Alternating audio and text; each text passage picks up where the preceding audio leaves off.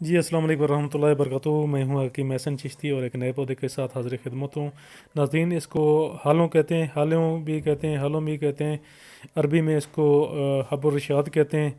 اس کے علاوہ انگلش میں اس کو گارڈن کریس کہتے ہیں. یہ بری اور بستانی دو قسم کا ہوتا ہے. بستانی کو حب الرشاد کہتے ہیں جس کے تخم سفید یا گول، سرخ اور گول ہوتے ہیں. اسے رائی کہتے ہیں. اور جس کے پتے سرخی مال کسی قدر لمبے تخم ریحان کی مانند ہوتے ہیں، اس کو حب الرشاد کہتے ہیں. ذائقہ اس کا تیز و تند ہوتا ہے. مزاج گرم و خشک، بدرجہ دوم. مقدار خوراک 2 ماشا. مقامی پیدائش اس کا پنجاب اور تقریباً تمام میدانی علاقوں میں پایا جاتا ہے. دافع داد بلغم ہے، ہچکی میں بھی فائدہ دیتا ہے، کھانسی اور دمے میں بھی یہ مفید ہے.